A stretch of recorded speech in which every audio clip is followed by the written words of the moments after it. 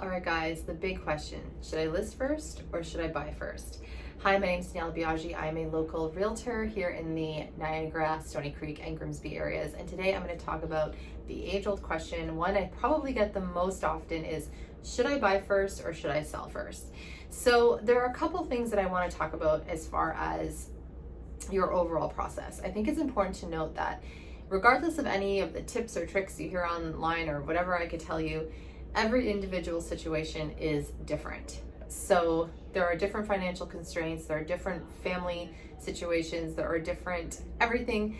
So there's just a lot to take into consideration. However, if we are talking about just general rules overall, it is important to kind of go over a couple of things that you want to keep in mind. If you don't have any exterior constraints like financial constraints, family constraints, timeline constraints, and most importantly, if you haven't already found the house that you want to buy and don't have that under contract, which is sometimes, when we start things a little bit backwards, and you're just looking to start the process overall and most importantly, learn about what to do, we do suggest, in a perfect world, in a situation that would work best for you, once you've looked at all the market stats and you know what you can get most likely in the home that you have, we suggest that you list first. The reason for that is it keeps the client or the seller in the driver's seat of the deal, is what we like to call it. You're in the driver's seat of the deal, because let's play out the reverse situation. So you find the perfect house, you put in an offer, and you're successful. Congratulations, you just bought a house. All right, great. Then you call up your agent and you say, hey, Daniela, I bought a house. And I say, awesome, that's great, congratulations, and I need you to sell my house. So we're working a little bit backwards in that sense, because most likely you purchased that home based on getting a number on your house. So that mortgage broker said, okay, you can probably get this amount of money for your current home, and therefore we're going to lend you this amount of money for your sale, for your purchase, which puts a little bit of the heat on, because then becomes very important for you to get a certain number. Whereas if you list first, you're going to be educated on the value of your home based on what the market will yield for you at that time. So if you're expecting 900,000, but the market is only yielding 850, or if you're expecting 900,000 and the market is yielding $1,050,000, there's a difference there. So if you earn more or if you earn less on the sale, that typically is going to influence or inform your purchase power and what you buy.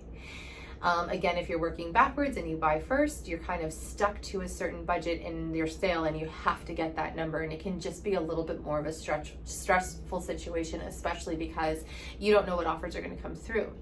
Secondly, your timeline is going to be dictated by the purchase most often. Even if you can change the closing date, here or there, you're going to have a set amount of time that you're going to be working within. Again, that might leave you in a position where you have to compromise. So you might get a few offers, you might only get one offer, and that's your offer. And you're now having to negotiate closing date, and that might also influence the price point of the sale.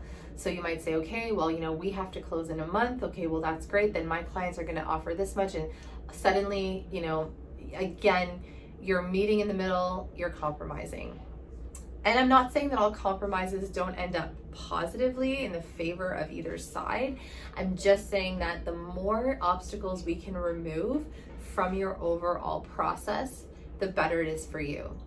If you sell first, you can ask for a longer closing date in order for you to purchase something that you really like. If you sell first, you know what you're going to be able to purchase with. You have that budget in place. And if you sell first, most importantly, you don't have to take an offer. If you don't get the offer, the number that you want, you just walk away from the process and you're no harm, no foul. Now, most often than not, that's not always possible, and that's fine. And we definitely have ways of working around that. And we will, most important, like our best case scenario is that you list first, but we always like to do the two in tandem. So you list while you buy. So the house is listed, it's being marketed, we're preparing the listing, we're getting feedback, we know what kind of interest is out there, and you are actively shopping. That's the best case scenario. So technically you're signing a listing first, and we are putting the listing up first, but you are purchasing at the same time. So that to me is the best case scenario. So should you list first or buy first? My answer to that is do them in tandem at the same time. You should feel like you have two cars on the road. You know, one, the listing agent or the agent you're working with on the sale is driving and taking care of everything, no worries. And one that you're kind of having fun and shopping and doing. So your focus is on the buy, our focus is on the sale. And that's how it works. So that would be my advice when it comes to that particular question. Check out my next video on another part of the selling process. And if you have any questions, you can always message me on this video. You can find more information on my website, danielabiaggi.com, and we'll see you in the next one.